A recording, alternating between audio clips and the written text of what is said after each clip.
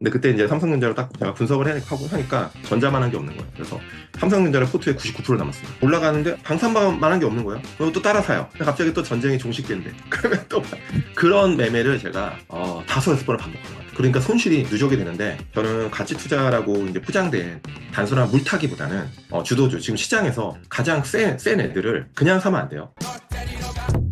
밸류 시스템 자산 운용의 김탁 상무님 모셔보고 이야기 들어보도록 하겠습니다. 안녕하세요. 네, 안녕하세요. 김탁입니다. 우리 단테님 채널에 출연하게 돼서 영광입니다. 조금이라도 도움이 되는 내용이었으면 좋겠습니다. 최선을 다하겠습니다. 최근 주식시장에 대한 이야기도 좋지만 김탁 상무님이랑 어쨌든 개인적으로 사적으로도 많이 친한데 이렇게 오랫동안 커리어를 이어나가는 펀드 매니저가 제가 알기로 거의 없거든요. 유니크한 커리어를 또 가지고 있으셔서 그 얘기를 한번 들어보면 좋겠다 싶어서 네. 이렇게 모셔봤고요. 자기소개 짧게 예. 부탁드려도 될까요? 아니 단테님 말씀처럼 한 우물만 파고 있는 것 같긴 해요. 제가 기관 투자가를 2005년도부터 했거든요. 2005년도부터 은행이라는 곳에서 이제 프랍데스크 설명드리면은 은행이 이제 어떻게 돈을 굴려서 수익을 내서 예금 이자도 드려야 되고 그래야 되잖아요. 뭐 이익도 창출하고 그 은행의 자기 자본을 가지고 이제 제가 주식 투자를 한 게 한 9년 정도 했고요. 이제 9년 정도 하다가 2014년도에 이제 교부학사 자산이라는 운용사 대표님께서 같이 한번 헤지펀드를 해보자 하셔서 엄청 고민하다가 3개월을 고민했습니다. 3개월 정도를 고민을 하다가 이제 헤지펀드에 조인해서 지금까지 회사는 좀 2번 바뀌었지만 한 10년째 지금 헤지펀드 운영하고 있습니다. 헤지펀드는 절대 수익, 돈 되는 건 다 아는 주식 관련된 모든 자산을 가지고 하고 있고요. 제가 3개월을 그때 고민한 이유는 저는 회사를 옮길 생각이 1도 없었습니다. 1도 없었고 그 전 회사가 너무 좋았고 어떤 포지션에 대한 변경에 대한 고민도 많았고요. 네, 레귤러 인플로이에서 이제 완전 기간제 근로자. 저는 매니저들은 다 기간제 근로자라고 봅니다. 물론 정규직도 많으시겠지만 그런 고민. 근데 결국에는 뭐 제가 주식 운용에 대한 자신이 있었기 때문에 그때 옮겼다. 그래서 이렇게 지금 한 20년째 기간 투자가 생활을 하고 있고요. 네. 대학생 때도 사실 주식 투자를 하긴 했습니다. 그래서 기간을 보면은 거의 한 25년 그 정도 한 것 같아요. 주변에 이제 다트님처럼 그런 질문 많이 하십니다. 도대체 이 일을 이렇게 오랫동안 하는 이유가 뭐냐? 저는 두 가지인데요. 첫 번째는 아직까지는 제가 잘릴 정도로 그렇게 주식을 못하지 않았다라는 거고요. 왜냐하면 이 일은 못하면 그냥 잘립니다. 잘리거나 관리자로 가거나. 네, 관리자로 가신 분들이 다 못한 건 아니지만 약간 나이가 들면 지치기도 하고 굉장히 이 일이 스트레스풀하기도 하고 굉장히 액티브하고 하지만 아직까지는 그래 제가 괜찮게 하고 있고 두 번째는 이 일이 참 좋습니다. 스트레스 받지만 참 재밌는 일이고 그리고 노력에 대한 보상을 정확히 주는 일이고 그래서 굉장히 정직한 일이라고 생각합니다. 우리가 불로소득의 개념이 전혀 없는 일이라고 생각합니다. 저는 이 투자라는 특히 주식 투자는 전혀 제가 공부하고 노력하고 본 만큼 성과를 얻고 안 하고 게으르면 그만큼 시장은 저한테 좋은 성과, 푸어한 퍼포먼스를 준다. 그냥 제가 한 만큼 하는 게 가장 매력적이고 더 다이나믹하고 굉장히 재밌는 부분이 있다라는 생각합니다. 본격적으로 대화를 시작하시기 전에 25년의 커리어를 돌아봤을 때 투자 성과가 어땠는지가 궁금한데 정확한 수익률을 공개하는 건 법적인 이슈가 있어서 이거는 정확하게는 공개할 수 없지만 또 러프하게 말씀해 주시면 될 것 같아요. 그러니까 한국 주식시장 투자를 하셨으니까 코스피보다 잘했다 못했다 간단히 말씀해 주시고 시작을 해보면 어떨까 싶습니다. 제가 기관 투자로서 20년이고 1년은 제가 그때 승진해서 잠깐 지점 갔다 온 거 말고는 20년, 19년 정도를 했다고 보면 손실이 난 해는 2008년도 리먼이랑 2018년도에 미중 무역 분쟁이 있을 때 그리고 이제 2022년 최근에요. 연간으로 손실은 딱 그렇게 3번 났었고요. 나머지는 다 플러스 성과가 났다고 보시면 되고 나면은 보통 이제 시장의 한 3-4배 정도 많게는 그렇게 나고 적게는 그냥 시장보다 조금 잘했다 이렇게 좀 이해하시면 될 것 같고 저는 절대 수익을 추구하니까 어떻게든 수익을 내려고 노력하고 올해 같은 경우는 시장 대비 지금 거의 한 3-4배 정도 그냥 러프하게 그 정도 성과를 보이고 있다 보시면 됩니다. 제가 말하는 시장은 이제 코스피 BM을 얘기합니다. 네, 그 정도로. 투자자들의 성과를 얘기할 때는 이제 벤치마크 기준으로 전체 시장 대비해서 얼마나 잘했느냐를 보고 이제 그거는 코스피가 한국 주식시장에서는 기준이 된다라고 보시면 될 것 같고요. 처음으로 돌아가서 주식을 접했던 이야기로 시작을 해보면 어떨까 싶거든요. 김탁 상무님이 처음 주식을 접한 거는 대학교 시절로 알고 있는데 맞습니다. 어떻게 접하시게 된 거예요? 사실 저도 주식이라는 거에 전혀 무지했고 했는데 대학교 1학년 때 그때 이제 2학년 선배들이 그 증권투자연구회라는 그런 경영학과 내에 학회가 있었습니다. 저는 그냥 그 선배들이 좋아서 가입을 했는데 그때 당시에 이제 주식 투자라는 그거에 대해서 같이 한번 해보자 스터디하면서 그렇게 이제 시작을 했고요. 그때만 해도 96년도입니다. 96년도는 인터넷이라는 게 지금처럼 활성화되기도 전이고 그때 이제 통신 하이텔 나우누리 너 옛날 추억을 소환하면 저는 나우누리를 많이 했었는데 채팅으로 이렇게 사람들 많이 만나고 그렇게 했을 때인데 그때 이제 매일경제신문을 보면서 거기 전광판에 거기 쫙 있어요. 시세. 그 시세를 보면서 만날 때마다 하나 하나씩 종목 하나를 가지고 한번 다음 주에 연구를 해보자. 그때만 해도 뭐 지식이라고 해봤자 도서관에서 찾는 아주 옛날의 구루들의 책을 읽거나 회사에 전화해서 회사가 올해는 어떨 것 같습니까? 뭐 이런 식으로 아주 그냥 기초적인 시작을 했다가 그러다가 이제 98년도에 군대를 이제 가기 시작했는데 그때가 이제 닷컴 버블이 엄청 시작됐을 때예요. 예, 98년도 이제 우리가 IMF를 맞았지만 98년도 후반부터 99년도가 엄청나게 화랑장이었고 그때 이제 군대에서 제가 1학년 때 공부했던 그걸 통해서 다시 한번 제대로 해보자 하면서 이제 진지하게 좀 하게 됐고 제가 그때 군대에서 투자를 많이 했습니다. 혼자 군대 동기들 자금 모아서 운용도 하고 그러다가 이제 2000년 이후에 닷컴 버블이 터졌잖아요. 깨졌죠. 버블이 이제 딱 터졌는데 이제 깡통을 찬 거예요. 제가 에이스일렉이라는 코스닥 스몰캡에 몰빵을 했다가 괜찮았는데 그때 아마 상한가 가고 있어서 괜찮았는데 화장실 갔다 오니까 하한가 가 있더라고요. 그래서 그게 이제 하한가를 그냥 간 게 아니라 점화를 한 6방 맞은 것 같아요. 나중에 알고 보니까 그 대표이사가 횡령을 했습니다. 시가총액이 200억짜리였는데 횡령 규모가 한 100억 됐을 겁니다. 그래서 그때 이제 주식의 쓴맛을 알고 고군부터 하다가 그래도 계속 했습니다. 너무 재밌어가지고. 해서 2000년 초반에 그때부터 증권사 그 사이트들, 정권 정보 사이트가 엄청 많이 난립했던 데고 제가 그때 또 어떤 솔론이라는 그 사이트에 또 사이버 애널리스트 활동을 하면서 또 부수입도 엄청 올리고 했는데 2002년도가 굉장히 주식시장이 우울했어요. 그때 한국 시장이. 그때 이제 카드 사태도 터지고 대외적으로 어떤 일이 있었냐면 월드컵이 있었습니다. 한일 월드컵. 근데 월드컵이 너무 잘했잖아요. 우리 사람들이 다 즐거운데 투자하는 저만 너무 우울한 거야. 대학생이 주식 투자를 그때 많이 한 문화가 아니었거든요. 이 우울한 걸 내가 이제 하지 말아야겠다. 그때 2002년도에 주식을 좀 정리하고 그 다음에 제가 사이버 애널리스트로 활동하면서 제가 그때 제 글을 보려고 그러면요. 한 번 조회할 때마다 5,000원씩 내야 됩니다. 네. 부수입이 엄청 쏠쏠했는데 제가 그걸 다 읽어보니까 너무 쓰레기 같은 거예요. 제가 쓴 글들이. 이게 제대로 분석을 저 스스로 너무 현타가 오고 자괴감이 들었습니다. 그때 그 회사 전화해서 이것도 안 하겠다. 제가 봐도 이건 너무 제가 너무 창피한 거예요. 그래서 이걸 내가 돈 받고 팔 수 있는 그 정도의 양질의 글이 아니다.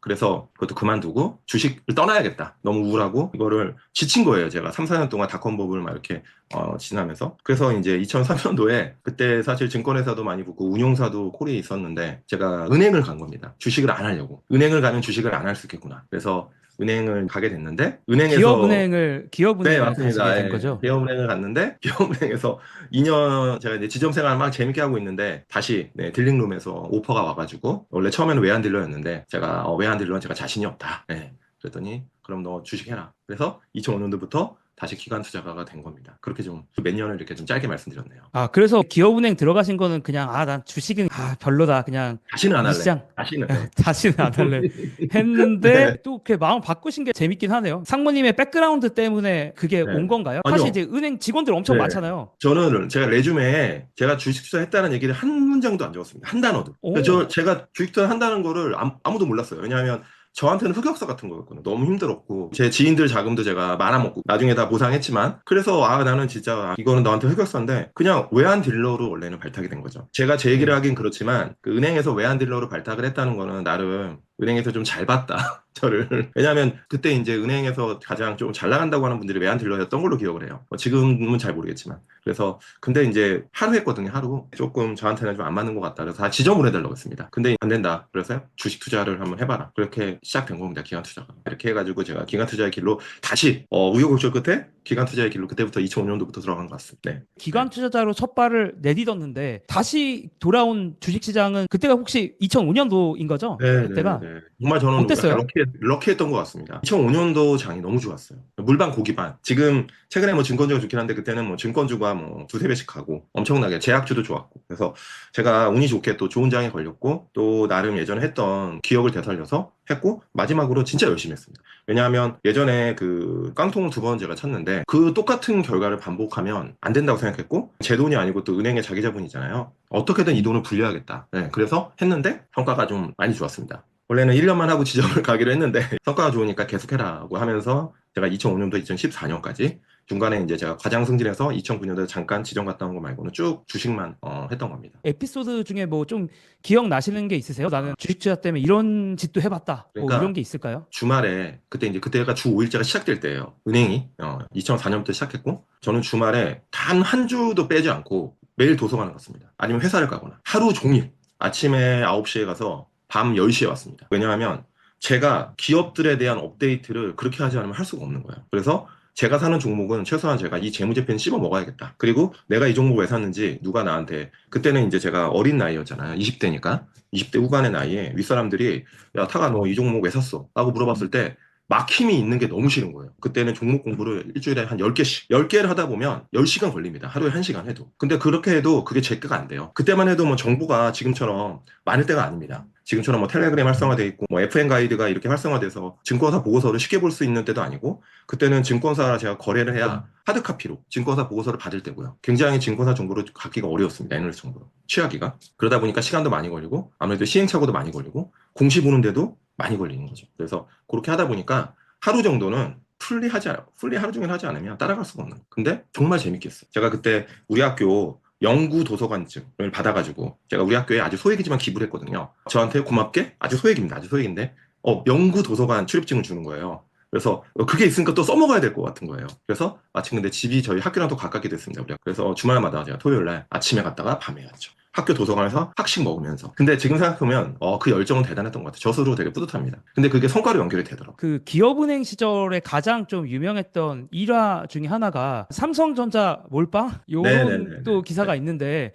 좀 네네. 간단히 설명해 주실 수 있어요? 지금은 이제 여러분들이 이제 액티브 펀드라고 하는 BM 펀드들이 있잖아요. 우리 한국에는 대부분 다 BM 펀드예요. 그 BM 펀드는 삼성전자를 20% 이상 못 담습니다. 그 규정이 정해져 있는데, 풀압이나 헤지펀드 같은 데는 이런 기준이 없어요. 종목의 상한 기준이 비중. 그래서 저는 그때 이제 제가 2012년으로 기억하는데, 2012년도에 딱 보는데 삼성전자만한 주식이 없는 거예요. 근데 지금 이런 얘기하면 좀 많이 놀라실 텐데, 저를 많이 아시는 분들, 제가 삼성전자를 최근 한 1년 동안 좋게 얘기한 적이 한 번도 없습니다. 저도 알고 아니라, 있어요. 네. 네, 싫어서가 아니고 삼성전자는 시간이 많이 필요할 것 같다는 말씀을 좀 드린 거고, 저는 지금도 그 생각이 변함이 없어서 저를 삼성전자를 엄청 싫어한다고 생각하세요. 근데 저는 주식 종목을 싫어하거나 좋아하지 않습니다. 그냥 수익을 주는 종목을 좋아할 뿐이죠. 이제 삼성전자를 딱 제가 분석을 하니까 전자만 한 게 없는 거예요. 그래서 삼성전자를 포트에 99% 남았습니다. 네, 99%.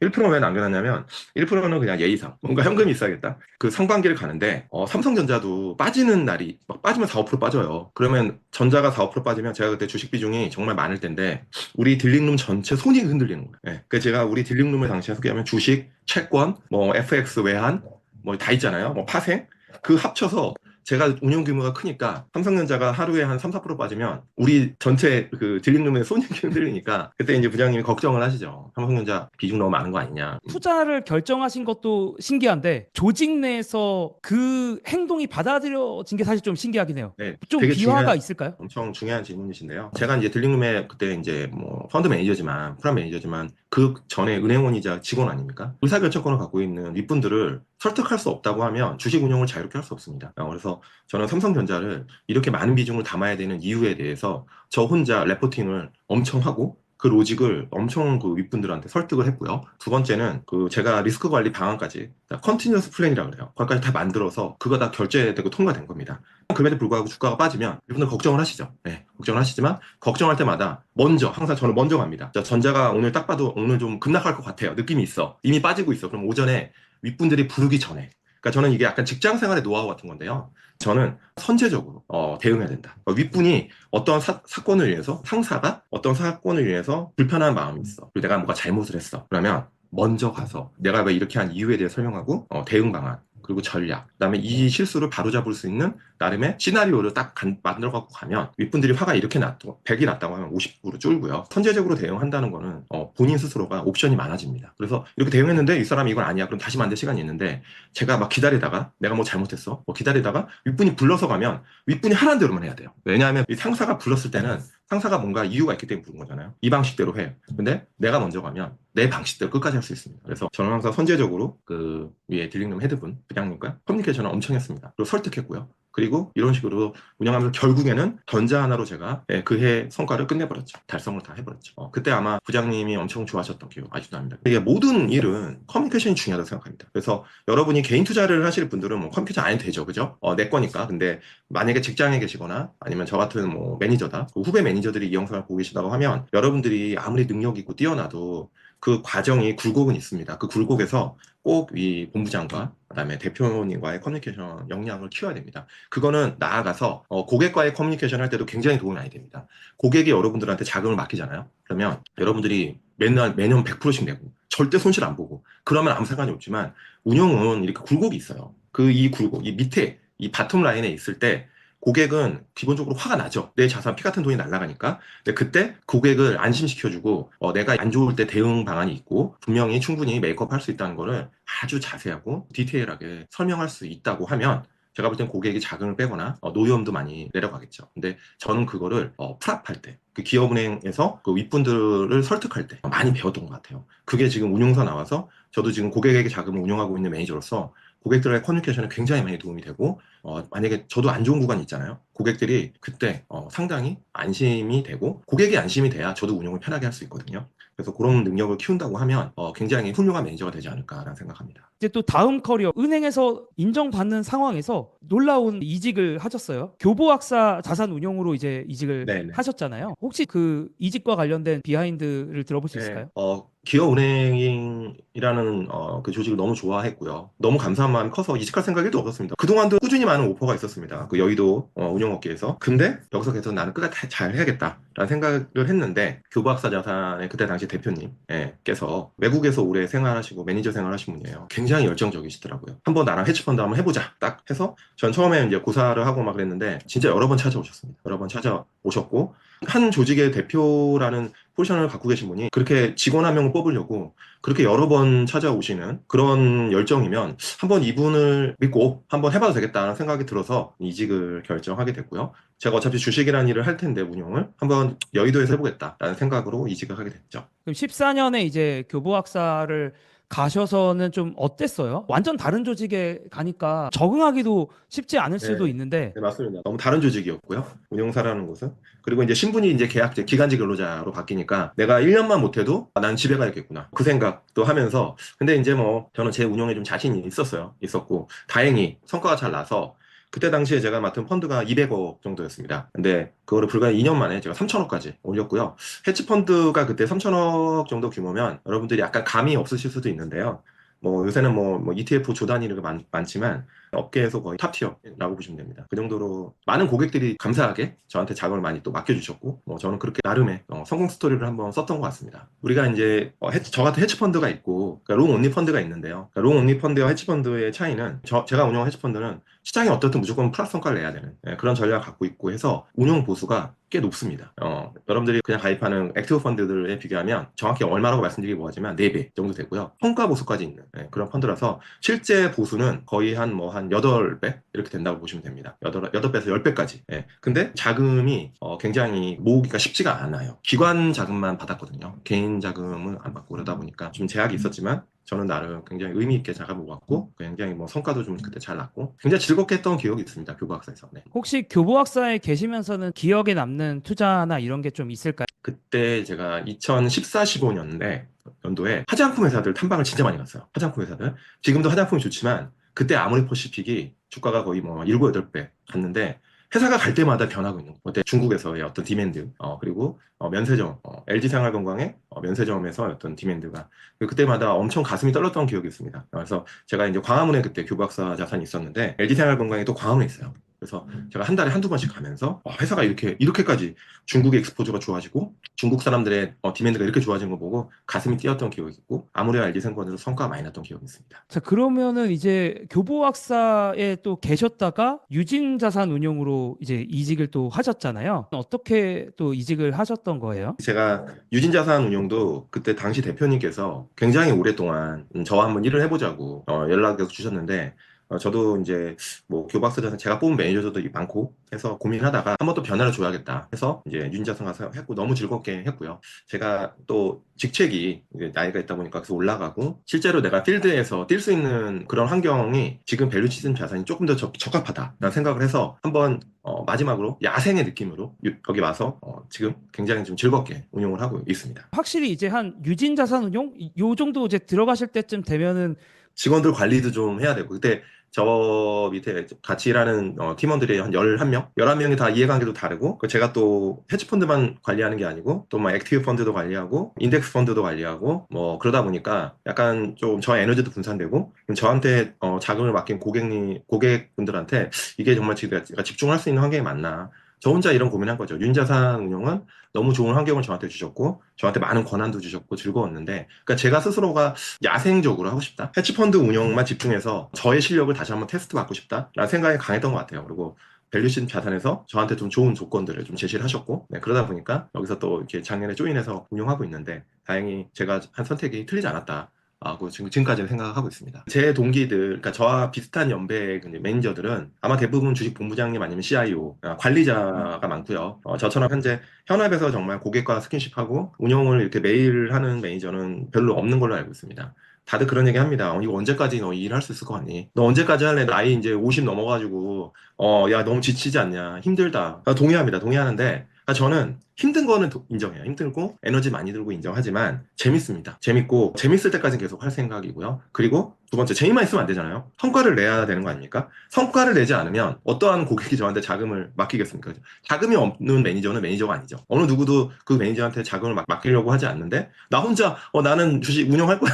그럴 수 없죠. 펀드가 없는데 펀드 매니저가 아니잖아요. 근데 아마 고객이 계속 남아있다고 하면 아마 그때까지는 제가 60이 되든 70이 되든 저는 버핏 님처럼 그런 오랜 시간까지 현업에서 뛰고 싶다라는 생각을 하고 있죠. 혹시 유진에서는 좀 기억에 남았던 투자 이런 것들이 조금 있을까요? 유진에서는 제가 그 2020년 3월 기억나시죠? 팬데믹 그때 월에 그때 코스피가 아마 한 달에 한 20% 정도 급락을 하고 난리가 났었죠. 제 주변에 전업 투자 하시는 분도 그때 엄청 힘든 분들 엄청 많았고 공교롭게 제가 유진자산 운용을 조인한 게 2019년 말이에요. 말에 조인하고 그때 제가 고객들과 펀드를 제가 만든 게 2020년 2월입니다. 팬데믹 터지기 한 달 전에. 그때만 해도 시장 분위기가 좋았어요. 그때가 반도체가 그 2019년 하반기부터 돌기 시작했어요. 그래서 그때 반도체 대세론, 제2의 빅사이클 온다고 그랬을 때였습니다. 그때 펀드가 딱 두 개를 제가 펀드를 런칭했는데 2020년 2월에 하자마자 그냥 제가 주식을 다 담았죠. 네, 다 담았는데 2020년 3월에 딱 터지니까 제가 2250에 코스피에 펀드 설정이 됐는데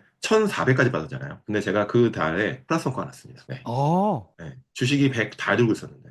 그래서 그때 많은 고객들이 주식을 제로로 주식을 다 비웠냐? 주식 100 다 들고 있었는데요. 그때 이제 롱과 숏이 정확히 워킹한 거죠. 워킹을 해서 그때 3월 달에 플러스 성과가 났고 그다음부터는 뭐 계속 좋았던 기억이 있었고 그때 와. 고객들이 3월 달에 엄청 고맙다는 소리 그렇게 많이 들었습니다. 다른 펀드들은 엄청 다 청산됐다고 많이 하더라고요.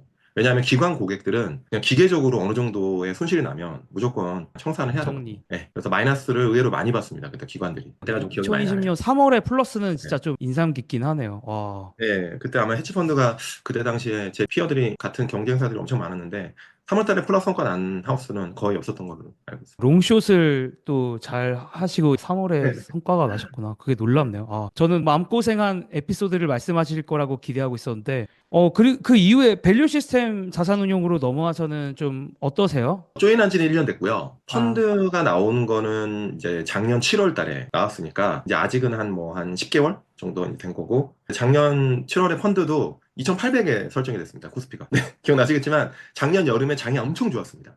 네.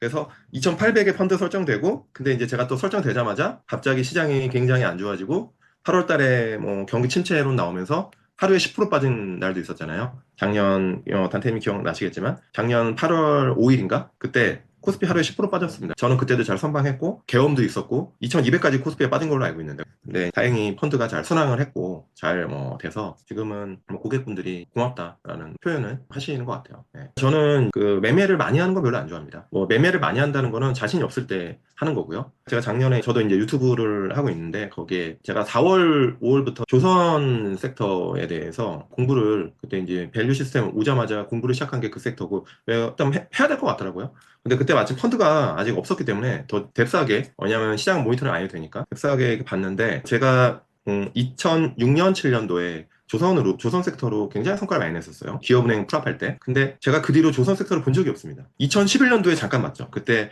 현대중공업이 시가총액 2등까지 오르는 때 잠깐 보고 그대로 14년 동안 조선이라는 섹터는 저한테는 롱으로 생각을 해본 적이 없어요. 단 한 번도. 근데 24년도에 봄에 이렇게 보니까 한국조선해양이라는 종목이 23년도 하반기부터 턴을 하기 시작한 거예요. 그래서 한국조선해양이 먼저 턴을 하면서 이게 갑자기 일적인 턴인지 아니면 조선 섹터의 구조적인 턴인지에 대한 공부를 했는데 제가 결론 내렸죠. 그때 4월, 5월 달에 이거는 구조적인 턴이다. 구조적인 턴이다. 전체적으로. 그때만 해도 조선주들이 다 실적이 막 적자나고 뭐 그럴 때인데 그냥 제가 그때 2006년, 7년에 그때 공부를 많이 해놓은 효과가 있는 거예요. 조선이라는 비즈니스가 그때랑 지금은 다른 건 하나도 없습니다. 지금 뭐 미국이라는 큰 모니터에 붙었고, 물론 선종이 바뀌었고, 어차피 사이클 비즈니스는 그때 공부를 많이 해놓은 게 도움이 많이 됐어요. 그때 제가 도서관 가서 매일 공부했던 거예요. 그 사이클이 좀 비슷하게 온다. 그때는 완전 슈퍼 사이클이었고요. 지금은 최소한 빅 사이클 되겠다. 그러면 시클리컬 섹터는요, 그 한번 사이클이 오잖아요. 여러분들이 이제 AI, 로봇, 바이오 이런 거 투자하셔가지고 뭐 10배도 나고 하지만, 시크릿컬도 10배 납니다. 그때만 해도 제가 막 봄에 사람들 만나면, 지인들 만나서 얘기하면, 조선 섹터가 돈 것 같다. 지인분들이 종목 물어보면, 제가 그때 현대중공업, 매수매도 추천 아니라는 거 당연히 아실 거고, 근데 그렇게 막 얘기했어요. 다 그랬어요. 에이, 저한테 진짜, 야, 욕하면서, 아유, 정말, 여기 김딱 여기 감 떨어졌네. 넌 주식 안 되겠다. 야, 지금 AI, 반도체 얘기해야지. 바이오. 근데 그 종목이 나쁘다는 게 아니라, 제가 볼 때는 지금 이게 제일 좋은 것 같다. 그때 제가 추천해서 현대중공업을 담은 분들이 최근에 이제 한두 달 전에 많이 메시지가 왔죠. 고맙다고. 그래서 제가 그 사이클을 보다 보니까 이쪽에 공부를 많이 했고, 제가 펀드가 런칭되자마자 그쪽 관련된 섹터를 좀 많이 비중 의미 있게 담은 게 선거에 굉장히 기여를 많이 했다고 봅니다. 김탁 상무님께서 또 유튜브도 하고 계시기 때문에 아마 고정 댓글에 보면은 제가 유튜브 링크는 달아 놓을 거거든요. 그래서 궁금하신 분들은 김탁 상무님 유튜브를 보시면서 또 팔로우 네. 하셔도 될 것 같은데 그때 이제 5월인가 제가 영상 올렸는데 조선 스타디 영상 제 평균 조회수의 5분의 1 토막 난 거예요. 아무도 안 보는 거예요. 그래서 약간 자괴감이 들더라고. 그 자료를 만드는데 한 달 걸린 거거든요. 영상의 길이는 짧지만 그러니까 이게 참 어렵구나 이런 유튜브가. 근데 이게 참 보람은 있습니다. 보람은 있었던 것 같아요. 영상 찍으면서. 참고로 저도 그 영상 봤었던 기억이 나고 근데 이게 거꾸로 유튜브 하는 입장에서는 어떤 그 종목이나 섹터 관련된 얘기했는데 조회수가 잘 나오면 이게 오히려 약간 좀 과열을 상징하는 걸 수도 있고 반대로 맞습니다. 이제 조선 말씀하셨을 때 조회수가 안 나왔다라고 했는데 이게 어떻게 보면 이제 바닥이다 혹은 시장에 관심이 별로 없는 거니까 맞아요. 약간 맞습니다. 반대로 볼 여지가 있지 않나. 잘했던 네. 투자들만 이야기했는데 매니저 생활을 이제 오래 하셨으니까 굴곡이 좀 있으셨을 거잖아요. 네. 약간 가슴 아픈 기억일 수도 있겠지만 펀드 매니저 생활을 계속 해오시면서 가장 좀 힘들었던 투자들 기억나시는 것들 좀 있을까요? 힘들었던 구간은 꼭 있었죠. 꼭 있었는데 저는 2022년이 저 투자 인생에 제일 힘들었던 것 같아요. 2022년이라는 장은 제가 가장 반복하면 안 된다고 생각합니다. 제가 매니저 생활하면서 불과 이제 2년 전인데 3년 전이죠. 제가 20년, 21년에 나름 좋은 성과 때문에 기고만장했던 것 같아요. 하지 말아야 될 그런 실수들을 많이 했던 것 같습니다. 예. 경솔한 투자를 했지 않았나. 제가 저의 이제 조만간 저도 책에 나올 텐데 책에서 가장 하지 말아야 될 내용들이 있어요. 항상 시장이 겸손해야 되고 똑같은 전략으로 3번 연속 실패하면 하지 말아야 되는데 제가 그걸 다 한 거예요. 굉장히 거만했고 제가 틀렸던 전략을 계속 반복하고 있는 거죠. 왜냐하면 그 오기로 했고 디테일을 말씀드리면 방산 굉장히 좋았잖아요. 그리고 저도 작년부터 제가 방산 꺾였다고 했을 때 제가 제 유튜브 영상에도 많이 올렸지만 이거는 기회다라고 많이 말씀드렸고요. 뭐 사람 하나 말씀 못 드리지만 근데 제가 2022년도에 방산 섹터에 손실이 났어요. 근데 이 얘기하면 내가 엄청 창피한 게 하지만 얘기하겠습니다. 방산이 그때 2022년 주도주였어요. 제가 잘하는 전략이 주도주와 턴어라운드 전략인데 방산을 너무 그때는 큰 띵으로 접근 안 하고 그냥 단순한 이벤트 매매를 한 거예요. 그래서 이제 2022년이 어떤 해였냐면 우크라이나 러시아 전쟁이 발발했습니다. 그러면서 방산이 쭉 날아갔습니다. 근데 날아갈 때 제가 따라 산 거예요. 엄청난 이벤트다. 근데 그때만 해도 또 전쟁이 금방 끝날 것 같다는 얘기 많았잖아요. 지금 길어졌지만 전쟁이 끝날 것 같으면 방산이 빠집니다. 그러면 끝났네 하고 팔아. 끝났네. 근데 아무리 생각해도 근데 방산이 구조적으로 좋아질 것 같아. 근데 확신이 없는 거야. 그때가 장이 엄청 안 좋았어요. 2022년 기억하시면 미국의 금리 인상 우려로 엔비디아도 막 반토막 이상 나고 그때 우리도 한 20% 빠졌잖아요. 그러니까 딱 올라가는데 방산만한 게 없는 거예요. 또 따라 사요. 갑자기 또 전쟁이 종식된대. 그러면 또 그런 매매를 제가 5-6번을 반복한 것 같아요. 그러니까 손실이 누적이 되는데 너무 화가 나는 거예요. 제가 제 자신이 너무 창피한 거예요. 제가 가장 하지 말아야 돼. 따라다니는 전략, 따라다니는 거. 근데 제가 그때 멘탈이 좀 힘들었던 게 20년, 21년이 너무 성과가 좋으니까 22년을 굉장히 공격적으로 한 거예요. 공격적으로 경쟁사 대비 1등을 해보겠다 하면서 주식 비중도 많이 가지고 갔고 그리고 그때 이제 반도체도 사이클이 꺾인다는 거를 제가 끝까지 제가 믿지 않았던 것 같아요. 네, 이렇게 쉽게 꺾이지 않는다. 왜냐하면 반도체 사이클이라는 게 이렇게 쉽게 꺾인다고? 근데 이제 그때 제가 놓쳤던 게 뭐냐면 미국의 금리 인상이라는 이게 굉장히 생각보다 가파르게 진행된 거예요. 이렇게 가파르게 미국이 금리 인상한 적이 제 기억에 별로 없었던 거예요. 그러다 보니까 장이 그렇게 꺾였음에도 불구하고 제가 약간 고집을 피웠다. 하지 말아야 될 거 다 한 거죠. 기고만장한. 두 번째, 틀린 전략을 3번 연속 반복했고, 그 다음에 시장에 순응하지 않고 그냥 손실을 메이크업 하려고 오기 투자, 오기로 했다. 그러면서 2022년도에 가장 좀 어려운 한 해를 보냈고 그랬던 것 같습니다. 네. 미국 주식들도 뭐 정신이 없었던 그 한 해여가지고 저도 네. 22년 저한테도 되게 힘들었던 좀 기억이 많이 나는데 혹시 뭐 투자 원칙 간단히 소개해 주실 수 있는 게 있을까요? 나는 어떤 스타일을 추구하는 투자자다 이런 게 있으시면 좀 간단하게 설명해 주실 수 있을까요? 저는 되게 심플합니다. 저는 주도주를 좋아하고요. 그다음에 턴어라운드 주식을 상당히 좋아하고 그다음에 2020 그 스위트한 그 숫자를 굉장히 좋아합니다. 2020는 뭐냐면 YOY로 전년 대비 매출 20% 늘고 영업이익 20%는 그런 소위 말하는 성장하면서 턴어라운드 동시에 갖고 있는 뭐 그런 종목들을 좀 좋아하고요. 주도주는 저는 개인 투자자분들한테 굉장히 적극적으로 권합니다. 개인 투자자분들이 이제 약간 헷갈리시는 것 같아요. 나는 남들이 안 볼 때 사서 좋을 때 팔아. 그거는 너무 좋은 전략이죠. 가치 투자라고 자꾸 이제 그 포장이 되는데 가치 투자는 누가 하냐면 그 회사를 씹어 먹을 정도로 잘하는 분들이 하는 겁니다. 자꾸 이제 유튜브나 방송에서 가치 투자의 대가라고 나오는 분들을 하는 매매를 보면요. 그분들은 그 회사를 10년 넘게 봤고 그 회사의 대표와 그 회사의 속속들이 아는 거예요. 그 회사 숟가락에 몇 개까지 아는 회사들이기 때문에 이 회사가 빠져도 계속 살 수 있는 겁니다. 그리고 빠졌을 때 손절매 가격까지 다 알고 있고 락바텀이라고 주가의 하방의 가격까지 다 꿰고 있어요. 그러다 보니까 그렇게 빠졌을 때 사서 올랐을 때 팔 수 있는 거죠. 근데 개인 투자자분들은 그냥 빠졌을 때 사는 걸 가치 투자라고 생각하십니다. 하는데요. 그러다가 이제 2차 전지 같은 그런 섹터에 물리면 굉장히 어렵게 되는 거죠. 어디까지 빠질지 모르는 거죠. 그래서 저는 가치 투자라고 이제 포장된 단순한 물타기보다는 주도주, 지금 시장에서 가장 센 애들을 그냥 사면 안 돼요. 여러분들이 주도주 살 때는 이 회사의 이 주도주의 내러티브가 뭔지, 내러티브는 그냥 스토리를 얘기합니다. 그리고 어닝에 대해서 지금 현재 어닝, 과거의 어닝이 아니라 창의력을 발휘해야 돼요.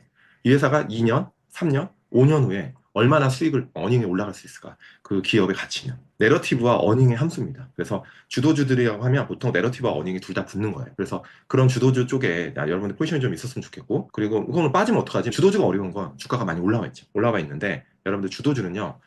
팔 수 있는 길을 분명히 줍니다. 그래서 그런 부분은 포트폴리오에 저는 한 뭐 30에서 50% 담기를 원하고 담았으면 좋겠고, 그 다음에 턴어라운드 주식을 꼭 하면 좋겠다. 그래서 어떠한 회사도 어려운 구간이 있어요. 어려운 구간이 있는데 어려울 때 사면 안 돼요. 어려울 때 사는 건 이 회사를 아까 말씀드렸지만 정말 가치 투자의 대가라고 얘기하는 씹어 먹을 정도로 잘하시는 분이고요.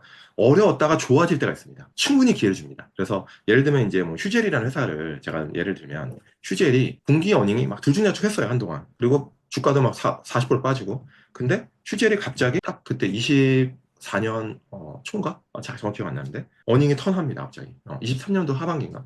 분기 실적이 제가 아까 얘기한 YOY 20% 2020 숫자를 보여줘요. 그러면 이 회사가 한 분기에 일회성일 수도 있지만 그걸 좀 확인을 해보면 일회성이 아니다. 그럼 그때부터 사도 충분히 성과를 굉장히 많이 주는 거죠. 그러면 어닝이 딱 턴했을 때 그때 분기 실적이 나올 때 급등해요. 급등을 할 때 그때 사야 된다. 그 전에 사는 게 아니고 작년에 현대중공업이 1분기 실적이 나왔어요. 5월 달에. 그때 현대중공업이 10%가 오릅니다. 근데 10% 오르니까 안 살래 이게 아니라 실적이 딱 보는데 이건 턴을 했어요. 그럼 그때 10% 올라도 사야 된다는 거죠. 그때 현대중공업이 10% 올랐지만 14만 원이었을 겁니다. 14만 원, 15만 원. 지금 얼마입니까? 지금 40만 원 아닙니까? 또 하나 예를 들면 삼양식품. 작년 1분기 실적 나오고서 어떻게 됐죠? 상한가 갔죠. 상한가. 그럼 상한가에 어떻게 사? 상한가에 기회를 진짜 많이 줬어요. 근데 실적을 딱 보니까 완전 턴을 한 거예요. 회사가. 수출이 완전히 그냥 빅 서프라이즈. 그럼 그때 사야 된다. 그 턴어라운드. 이런 종목이 턴어라운드 종목이요. 결국엔 주도주가 되고요. 여러분들이 이 두 개만 잘하면 된다. 그러면 저는 그 두 개의 종목을 굉장히 전략을 좋아합니다. 원칙까지는 아니고 전략적으로 이런 종목을 하는 걸 좋아하고 원칙은 하나 말씀드리면 저는 절대 물을 타거나 오기에 부리지 않습니다. 제가 정해놓은 로스컷이 있으면 그냥 과감하게 로스컷 하고요. 그게 첫 번째고 왜냐하면 손실을 관리하는 게 제일 중요합니다. 왜냐하면 저한테 자금을 맡긴 고객들은 절대 손실이 나면 안 돼요. 그래서 저는 많이 벌기보단 손실을 하방을 항상 막는 매매를 좋아하고 그러려면 리스크 관리를 철저히 하고요. 두 번째는 내가 지금 갖고 있는 이 종목을 오늘 만약에 샀어요. 그죠? 샀다고 하면 내일 만약에 이 종목이 빠질 수도 있잖아요. 빠졌을 때 팔 거면 절대 사지 않습니다. 보유하고 있지도 않습니다. 예를 들어서 A라는 종목이 지금 10만 원이에요. 10만 원. 제가 오늘 샀어요. 이 종목을. 샀으면 내일 이 종목이 9만 원 갈 수도 있잖아요. 9만 원 갔는데 팔 거면 절대 사지 않는 거죠. 왜냐하면 9만 원 갔을 때 더 사는 겁니다. 이거는 그 로스컷 때 개념과 달라요. 이 회사를 제가 철저하게 락바텀 가치를 알고 있는 거죠. 알고 있으면 그거는 이거는 제가 모을 수 있다는 거죠. 좋은 가격. 그래서 그런 종목을 잘 모으고 중요한 건 오늘 갖고 있는 종목들을 항상 스크린해요. 매일 보고 종가 무렵에 저는 보는데 내일 빠졌을 때 팔 거는 저는 오늘 팝니다. 갖고 있지 않는다. 내일 빠졌을 때 최소한 보유하거나 더 사는 종목만 갖고 있는 거죠. 그래서 포트폴리오를 굉장히 단단하게 가져가야 돼요. 주가가 항상 오르진 않잖아요. 최근에 장이 괜찮지만. 근데 내렸을 때 우왕좌왕하면 안 돼요. 내렸을 때 이거는 내가 더 살 거야. 최소한 팔진 않을 거야. 라는 종목을 갖고 있어야 되는 겁니다. 저는 그런 원칙은 확실하게 여러분들이 갖고 있으면 좋겠다 생각합니다. 그럼 반대로 나는 이런 종목은 피한다. 아니면 이런 투자 스타일은 피한다. 이런 것들이 좀 있을까요? 뭐 이런 업종은 음, 피한다. 이런 섹터는 피한다. 제가 2차 전지를 작년부터 23년도 하반기부터 주변 지인들한테는 이거 절대 보면 안 된다 라고 말씀드렸어요. 왜냐하면 주가가 많이 올랐잖아요. 단순히 많이 올라서 보지 말자는 게 아니에요. 저는 글로벌 ธี임을 되게 좋아합니다. 글로벌리 트렌드를 좋아하는데 한국의 2차 전지가 굉장히 저는 무섭다고 생각하는 게 뭐냐, 광기라고 생각하는 이유가 뭐냐면 한국의 2차 전지가 23년도 상반기에 진짜 좋았잖아요. 저는 그때 뭐 일부 유튜브부터 해가지고 저 광기라고 생각해요. 근데 글로벌리 2차 전지가 한국만 올랐습니다. 그러면 한국만 올랐어야 될 이유가 있어야 돼요. 하지만 그런 이유를 찾지 못했고, 첫 번째 글로벌 트렌드가 맞지 않았고, 두 번째는 TAM이라고 하는, 그죠? 전체 시장 규모 있죠? 그게 2차 전지가 너무 지나치게 낙관적으로 보고 있는 거죠. 수요는 꺾기 시작했는데 결국에는 이 TAM이 작아지면요 멀티플이 낮아질 수밖에 없어요. 근데 이미 멀티플은 5년 후, 10년 후를 땡겨놓은 멀티플인 거고, 그리고 또 경쟁이 이 캐파 증설을 막 엄청 했잖아요. 저는 캐파 증설을 성장이 없는 인더스트리의 캐파 증설을 저는 되게 걱정을 많이 합니다. 근데 결국에는 성장이 없다 보니까 돈을 못 버는 거예요. 그러면 캐파 증설을 해야 되니까 결국에는 그 자금을 투자자의 호주머니에서 빼야 된다. 그럼 유상증자를 할 수밖에 없다. 유상증자는 엄청나게 악재인 거죠. 성장하지 않는 회사에서 그 소위 말하는 운영자금을 쓰려고 하는 그런 증자는 저는 굉장히 경계한다. 그러니까 최근에 예를 저는 들면 하나 에어로스페이스가 증자를 했잖아요. 저는 하나 에어로스페이스 증자했을 때 물론 좀 짜증이 났지만 이렇게 좋은데 돈을 많이 버는데 1년에 에비타를 3, 4조 벌 텐데 왜 이런 큰 규모를 증자를 했을까? 근데 하나 에어로가 증자를 할 때는 성장하는 성장이 담보되어 있는 그런 상황이었기 때문에 저는 이 증자가 주가가 큰 폭으로 빠졌지만 회복한다라는 확신이 했고 제 주변 지인들한테는 절대 팔지 말라고 얘기했죠. 저는 오히려 더 샀고 뭐 그런 건데 방산을 말씀드리면 방산 주가가 많이 올랐잖아요. 근데 방산은 글로벌 ธี임이 있는 거예요. 글로벌 방산에서도 같이 올랐잖아요. 그렇죠? 근데 조선은 뭐냐? 조선이 한국밖에 없어요. 예, 이 수혜를 누리는 게. 중국은 지금 오히려 지금 반사적으로 더 어려운 환경이 노출된 거고 미국의 규제로 그러다 보니까 이런 거고 글로벌리 트렌드가 같이 나와야 된다. 근데 2차 전지는 글로벌 트렌드와 맞지 않았다. 저는 개인 투자자분들이 여러분이 갖고 있는 종목이 글로벌 ธี임과 부합하는지를 항상 점검을 하셔야 됩니다. 근데 만약에 한국만 갖고 있다. 그러면 그건 별개다. 이렇게 좀 말씀드립니다. 여기서 첨언드리면 외국인의 시각에서 보셔야 돼요. 그러니까 외국인들은 한국물만 하는 게 아니잖아요. 뭐 미국물, 유럽물, 뭐 아시아, 뭐 EX, 뭐 재팬 해가지고 다 하지만 외국인들이 한국의 이 회사를 위 종목을 왜 살까? 그러면 그 종목 안에 킥이 있어야 돼. 그러니까 삼양식품이 외국인들이 지금 미친 듯이 사고 있는 이유는 삼양식품 갖고 있는 불닭이라는 킬러 아이템 그 킥이 있기 때문에 그런 거고, 조선은 한국의 조선사가 누가 봐도 수혜인 거고, 근데 2차 전지를 걔네들이 이제 만약에 산다고 하면 외국인들이 딱 놓고 봐요, 나래비를. 중국도 있고, 유럽도 있고, 한국도 있는데, 한국이 말도 안 되게 비싸. 살 이유가 없는 거죠. 오히려 숏을 때려버립니다. 네, 여기 롱하면서. 네, 그런 식으로 외국인의 시각에 접근하면 주식이 조금 더 여러분들한테 조금 더 도움이 될 수 있습니다. 이렇게 오랫동안 기관 투자자로서 거의 20년의 커리어를 가지고 갈 수 있었던 비결이 뭐라고 생각하세요? 왜 김탁 상무님은 이게 가능했었을까요? 이게 뭐 비결이라고 하긴 거창하고요. 저보다 잘하시는 매니저도 너무 많고 선배님, 선후배님이 너무 많으신데 저는 제가 이 일에 대한 열정이 확실히 있어서 어려운 구간에도 어떻게든 이 일을 메이크업 하려고 했고 그게 첫 번째고요. 두 번째는 저한테 자금을 투자하시는 고객분들과의 어떤 신뢰관계 그런 부분을 좀 신경을 좀 많이 쓰고 그걸 유지하려고 노력을 했던 것 같습니다. 그래서 저도 아까 말씀드렸지만 2022년도에 저도 마이너스 났었고 2008년도 리먼 때도 손실이 났었고 그럼에도 불구하고 제가 어떻게든 다시 수익으로 돌려드리고 그런 부분을 제가 그런 신뢰를 유지한 게 제일 중요하게 올해 여기서 지금 계속 할 수 있었던 이유인 것 같고 마지막으로는 정말 이 일을 제가 정말 좋아하기 때문인 것 같아요. 정말 좋아하다 보니까 지치고 스트레스 받아도 저는 이 일 말고 어떤 다른 일을 할 생각을 한 번도 해본 적이 없거든요. 그래서 뭐 다른 거 할 줄 아는 것도 없고 아무튼 그래서 이렇게 이 일을 좀 오래 하지 않았나 이렇게 생각합니다. 개인 투자자들 보면서 좀 조언을 해주고 싶은 그런 부분들이 있을까요? 저보다 잘하시는 개인 투자도 많고 그렇지만 제가 잘해서 말씀드린 게 아니라 그냥 현업에 오래 있다 보니까 말씀을 좀 드리고 싶은 거는 주식 투자라는 거는 절대 요행이 없어요. 여러분들이 그냥 직관적으로 정보를 듣고 굉장히 인스턴트하게 받아들이는 정보로는 의미 있는 중장기적인 지속 가능한 성과가 나긴 어렵습니다. 그래서 여러분들이 노력한 만큼 보상을 얻는 게 저는 이 바닥이고요. 그래서 굉장히 진실되고 정직한 곳이라고 생각합니다. 여러분들이 어떤 어떤 섹터나 종목에 대해서 많이 투자를 하고 싶고 의미 있는 성과를 내고 싶다고 하면 차분하게 좀 공부를 좀 하시는 시간이 꼭 필요하다라는 말씀을 저는 꼭 드리고 싶고요. 그리고 저는 이제 우리가 미국장도 되게 좋았고 한국장도 뭐 최근에 좀 좋아지고 있지만 여러분들이 좀 균형감 있게 하셨으면 좋겠다. 하셨으면 너무 뭐 미국으로만 하셨을 때 올해 상반기에 좀 고생하셨잖아요. 그래서 항상 포트폴리오도 좀 다변화시켜서 하시면 훨씬 더 좋고, 한국장이 굉장히 어려운 구간이 많았고 그다음에 여러 가지 거버넌스 이슈도 있고 물론 핸디캡이 있어요. 핸디캡이 있지만 좋은 장점도 분명히 있습니다. 세금이 없고 그다음에 우리가 금방 접할 수 있고 정보를 취득하기 좋고, 여러분들이 템버거를 간다고 하면 미국에서도 템버거 많이 나오지만 한국에서도 진짜 많이 나오거든요. 그런 부분에 대해서 분명 기대 수익률이 굉장히 좋을 수 있으니까 균형감 가지시고, 뭐 제가 한국장 전문 코리아 스페셜리스트 쪽의 매니저라서 그런 게 아니라 균형감 있게 하시면 훨씬 미국이 안 될 때 한국이 되는 거고 한국장이 또 쉴 때는 미국이 더 좋은 거니까 그렇게 조금 접근하셨으면 좋겠다라는 생각을 하고요. 유튜브 뭐 보시면서 이제 뭐 좋은 정보도 많이 얻으시고 할 텐데 그런 또 정보를 필터링하는 것도 굉장히 중요합니다. 그래서 내동 매매는 좀 피하시고, 이게 좋다 하면 이쪽에 가고 막 이런 거보다는 항상 제가 아까 원칙에 말씀드렸지만 오늘 여러분이 어떤 주식을 샀을 때 내일도 빠졌을 때 이 주식을 최소한 팔지 않을 것들, 팔지 않았을 때 왜 팔지 않아야 되는 논리를 갖고 계시면 훨씬 더 시장에 우왕좌왕하지 않습니다. 이 시장은 여러분들한테 아주 큰 수익을 줄 수 있는 곳이라고 생각해요. 주식시장은요. 주식시장만큼 저는 여러분들이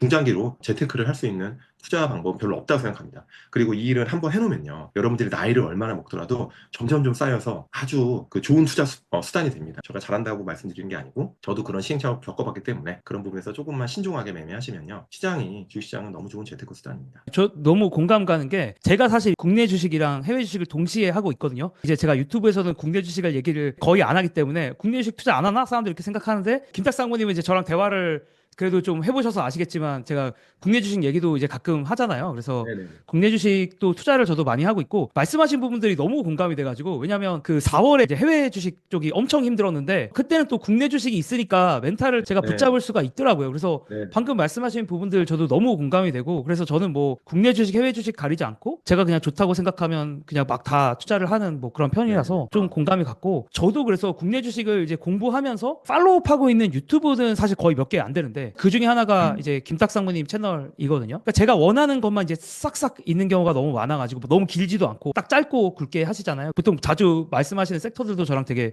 비슷해가지고 저도 진짜 많이 본다라는 말씀 드리고 싶고, 혹시 나 아까 얘기하면서 뭐 좀 빼먹었다, 아쉽다, 이런 부분들 조금 있을까요? 마지막으로 말씀드리고 싶은 건, 주식 투자는 굉장히 재미있는 행위라고 생각해요. 지적인 활동이잖아요. 이렇게 재미있는 지적인 행위가 있을까? 그래서 여러분들이, 저는 한 가지 말씀드리고 싶은 건, 투자하면서 너무 스트레스를 받지 마시고, 저도 스트레스 많이 받고 하지만 뭐 흰머리도 나고 하는 건데, 어떤 기업이 성장하고 기업이 변화하고 턴어라운드 하고 하는데 저와 그 기업의 그 가치 증분을 나와 함께 공유하고 기업이 변화하는 걸 보면서 즐겁고, 실생활에도 많이 이제 노출되어 있는 기업들 투자하면서 그냥 저희도 뭔가 계속 그거에 대한 후생을 같이 누린다는 점에서 자본주의의 꽃은 저는 주식이라고 생각하고요. 그래서 여러분들이 이제 주식 투자가 너무 그냥 막 도박 같다, 그리고 힘들기만 하다, 난 좋았던 기억이 없어 하는 분들한테 꼭 드리고 싶은 말씀은, 그래도 여기서 조금 더 여러분들이 좀 관심 갖고, 공부라고 표현하면 너무 조금 힘들 수 있지만 그래도 투자가 쉬운 길들이 많아졌잖아요. 정보를 취득하는 것도 굉장히 많고, 포기하지 마시고, 잘 안 되시더라도 그리고 계속 이 주식 투자에 관심 가지시면 분명히 도움이 많이 되고,